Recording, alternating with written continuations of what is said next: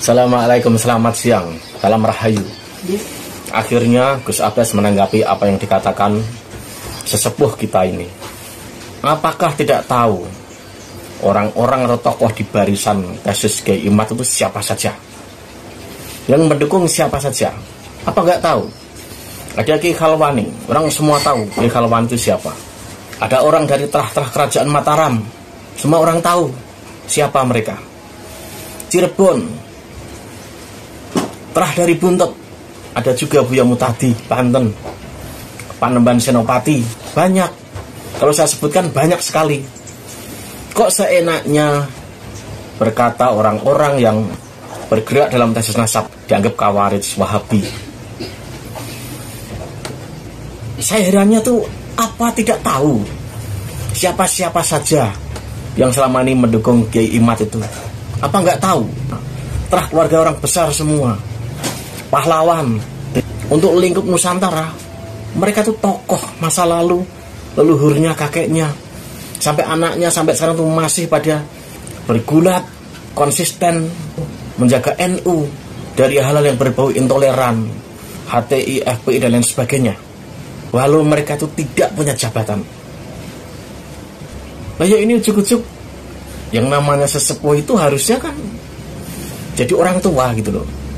Kalau misalkan ketum mungkin layak karena pengurus harian gitu loh.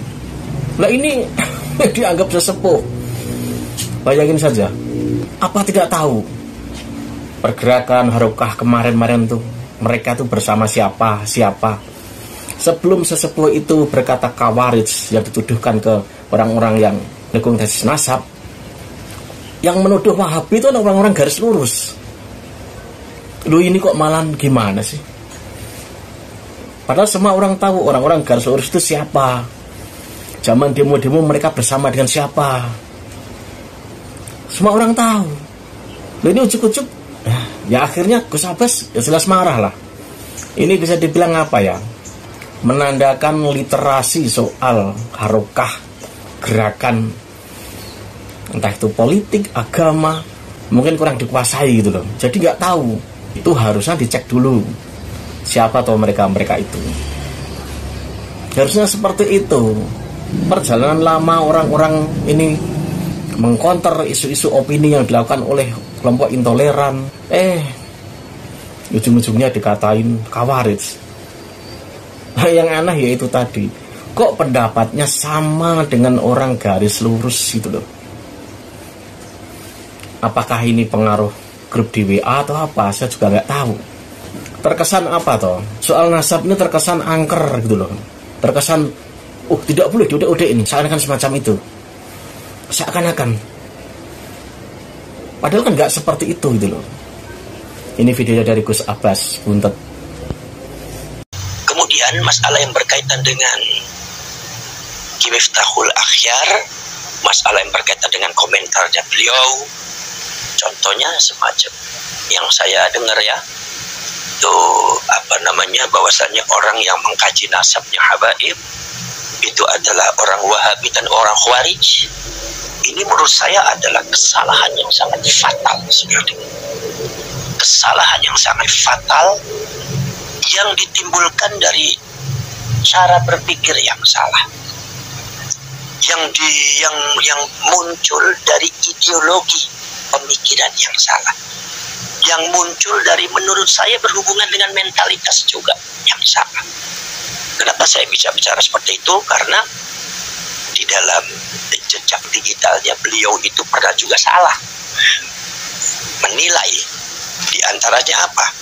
Di antaranya beliau di dalam berita yang saya lihat bahwasanya beliau mengatakan bahwasanya pemerintah ini sangat diuntungkan dengan kehadiran. Artinya di sini beliau itu memahami satu masalah yang ada terjadi itu dengan kacamata kuda. Artinya dia tidak mau menoleh ke kanan dan ke kiri, menutup diri dari adanya satu celah paradigma sebelah kanan sebelah kiri, lurus sesuai dengan asumsi yang dia mainkan, sesuai dengan ideologi yang dia miliki. Ini sebetulnya kalau saya fair bicara, ini sebetulnya sangat berbahaya cara semacam itu, dan sangat jauh daripada cara-cara metode-metode kiai-kiai ulama. Nah, tertolong ulama seperti zamannya Gus Dur, Hasyim Asy'ari, Wahab Hasbullah, itu sangat jauh daripada karakter dan mentalitas semacam itu. Jadi artinya apa? Beliau itu memahami masalah ketika itu adalah sangat pragmatis sekali, bahwasanya FPI, Front Pembela Islamnya, yang sudah dibekukan, yang sudah dibubarkan, kita mengingat kembali, ya dikatakan bahwasanya diuntungkan dari mana? Karena hanya dengan kacamata saja, bahwa kacamata yang beliau lihat itu adalah dia membubarkan perjudian miras. Kita tidak tahu di belakangnya gimana.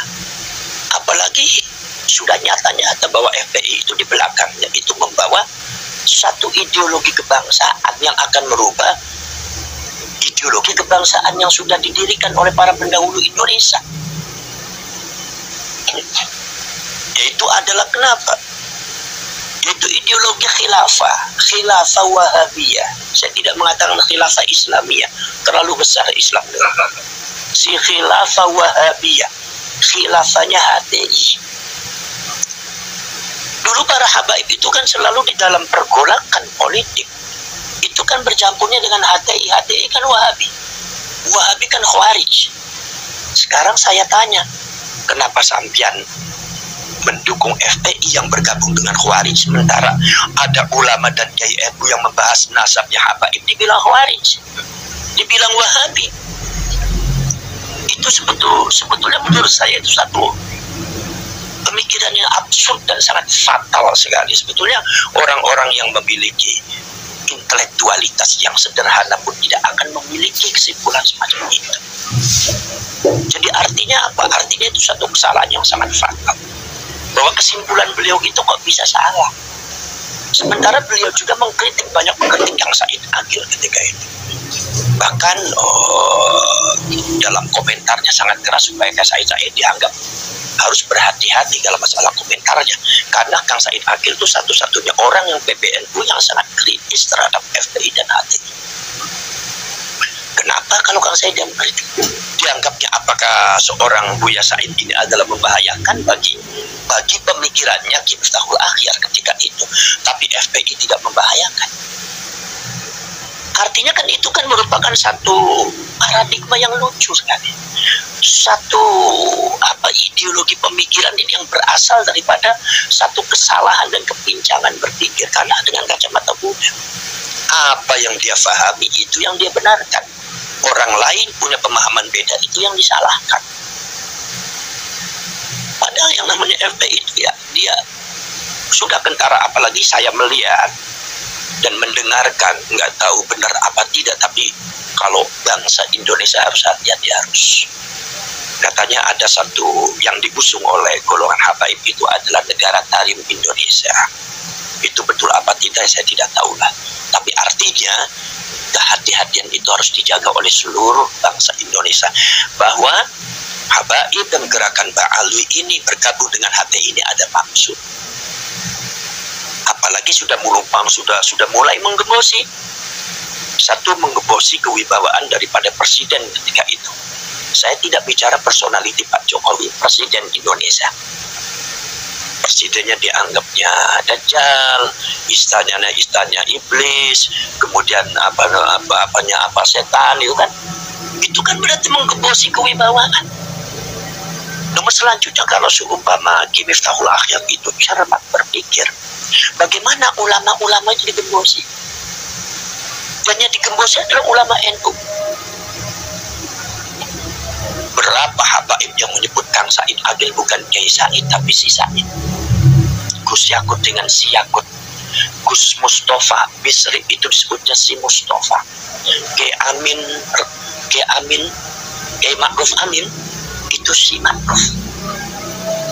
Ini menurut saya sedikit-sedikit dalam rangka apa? Menggembosi muruah NU, menggembosi kewibawaan Nahdlatul Ulama sebagai organisasi yang terbesar yang dibawa oleh para ulama yang menjunjung nama besarnya Wali Songo. Ini sudah digembosi oleh Bang Akil. Kemudian nomor selanjutnya wazifah daripada masyarakat, bukan sekedar masyarakat yang diambil, bukan sekedar jamaahnya yang direbut, tetapi juga wazifahnya, amaliyahnya sudah diganti. Marhaban sudah diganti dengan simtud duron. Walaupun saya tidak pernah mempermasalahkan mau simtud duron mau marhaban, yang penting sholawat. Tidak ada salah dengan sholawat, tidak ada salah dengan sholawat, tidak ada salah dengan sholawat simtud duron dan marhaban, karena sama-sama memuji Rasulullah. Tapi niat yang salah ketika simtud duron itu ditempatkan untuk menggantikan marhaban, beda. Makanya di saung saya dicampurkan antara simtud duron dengan marhaban. Maksudnya apa? Saya menunjukkan kepada masyarakat bahwa orang buat sholawatan itu nggak salah. Maksudnya apa? Saya menunjukkan kepada masyarakat bahwa orang buat sholawatan itu nggak salah. Kemudian amaliyah yang lainnya, amaliyah istighotsah, amaliyah yang lainnya diganti dengan rotib ini, rotib ini, rotib ini. Yang rotib ini kadang-kadang tidak jelas. Kalau rotibnya sumpama rotibul haddad, apakah itu dengan wirid rifa'iyah? Nggak usah jadi masalah, mau wirid rifa'iyah, mau rotibul haddad. Yang jelas wiridnya itu, wirid nggak salah. Imam Ahmad Ar-Rifai adalah qutbul aqtab, seorang ulama besar waliullah.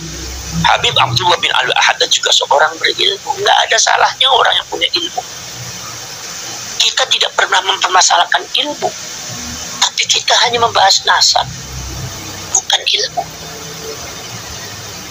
Jadi Anda jangan suka menakut-nakuti orang dengan cara kalau seumpama kita membatalkan nasabnya Ba'alwi berarti sanad keilmuannya terputus. Anda ini jangan menakut-nakut seperti itu. Anda kira yang namanya ulama-ulama ilmu itu anak kecil. Kalau seumpama Anda hanya dalilnya cuma dalil Sulamut Taufik atau kitab-kitabnya Habib Abdullah bin Alwi Al-Haddad, saya tanya apa salahnya dengan ilmu? Ketika nasabnya batal, ilmu itu tetap, kalimat itu milik Allah. Habib Abdullah bin Alwi Al-Haddad punya guru, tidak semuanya habaib, banyak juga yang lain transfer ilmu dari yang lain. Yang punya Sulamut Tauhid Habib Abdullah bin Husain Al-Alwi itu belajarnya di mana? Di Mekah. Apakah semua gurunya Ba'alwi? Tidak, banyak juga yang bukan Ba'alwi. Kenapa? Sah-sah saja yang namanya transfer keilmuan, peradaban keilmuan sesama umat Islam. Tidak jadi masalah.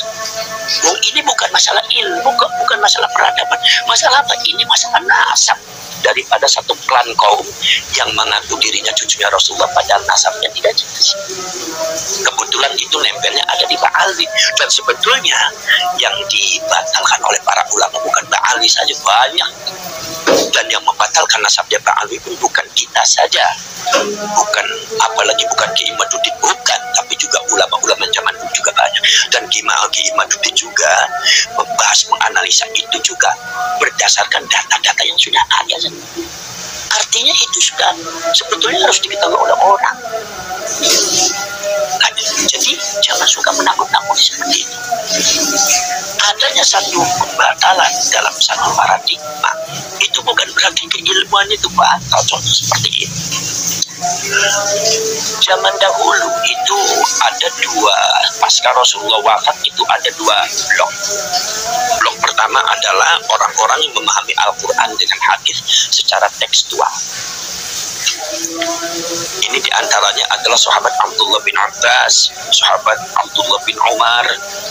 Ini akan menurunkan satu kelompok-kelompok yang disebut dengan Ahlul Hadis. Diantaranya adalah yang paling pendolanya adalah Imam Malik bin Anas yang punya kitab Muwatta. Ini tekstual. Ada lagi cara memahami Al-Quran dan hadis dengan cara kontekstual.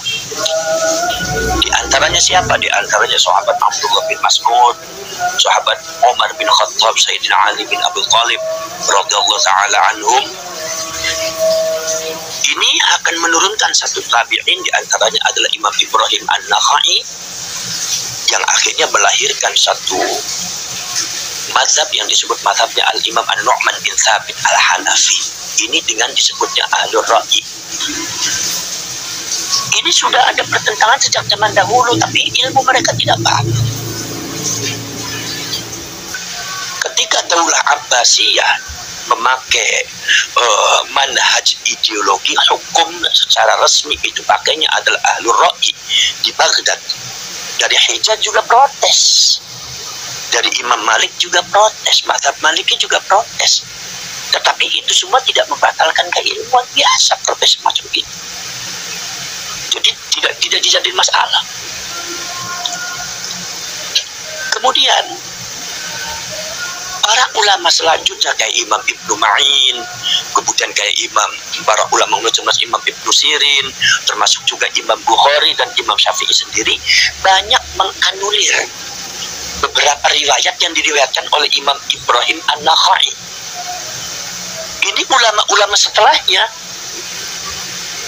itu menganulir riwayatnya, karena riwayatnya Imam Ibrahim An-Nakhai ini belum sepenuhnya dianggap sahih semua. Karena apa? Karena pada waktu zamannya Imam Ibrahim An-Nakhai baru mengumpulkan hadis secara random, dikumpulkannya, pokoknya masukkan hadis. Verifikasi tentang adanya hadis itu mana yang sahih, mana hasan, mana dhaif, itu jatuh kepada generasi selanjutnya.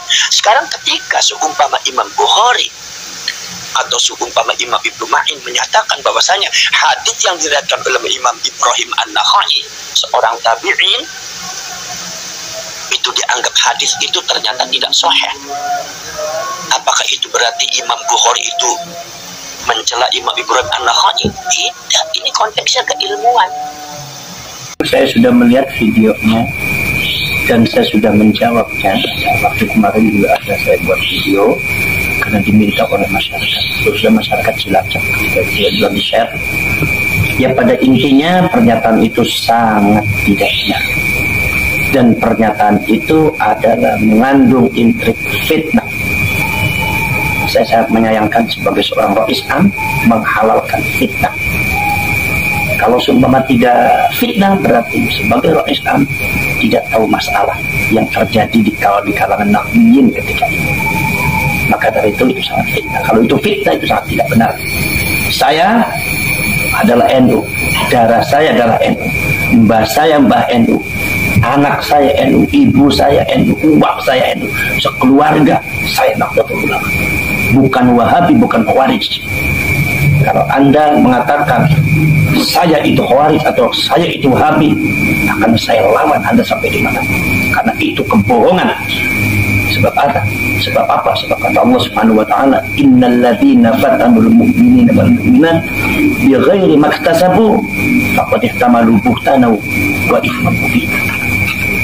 Barang siapa orang yang menfitnah orang yang beriman terhadap sesuatu yang tidak pernah dilakukan, maka dia berarti adalah pembohong. Berarti dia itu adalah mendapatkan dosa dari Allah Subhanahu wa taala. Dan itu Allah yang berbicara, bukan saya. Saya orang NU. Kalau seumpama Anda mengatakan saya bukan NU, saya berani menantangnya. Sampai di mana ke NU nanti? Saya di mana-mana bicara NU. Saya di ceramah saya bicara NU, yang saya bela NU, yang saya sebarkan seluruh Nahdlatul Ulama. Sampai bentengnya ada Nahdlatul Ulama. Ketika orang semua diam, saya bicara tentang masalah ke-NU-an. Ketika Bansar dipersekusi, saya yang bicara lantang tentang masalah Bansar. Dan ketika para ulama, para kiai difitnah, saya yang berbicara lantang tentang masalah ke-NU-an.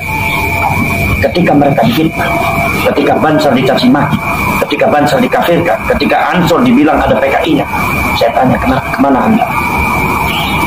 Tapi saya tanya, yang menuduh saya Khawarij, Wahabi, kemana Anda waktu itu?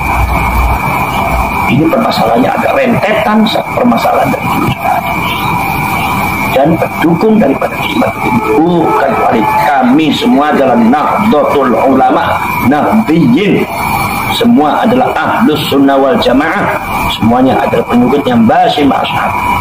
Karena kami bergerak karena kaum Ba'ali sudah melakukan satu sikap yang sangat melewati batas di Indonesia dan harus kita hadapi, harus berat. Jadi pernyataan di saat tidak benar. Al-fitnatu asyad minal qatl. Kata Allah mengatakan fitnah lebih keji daripada pembunuh.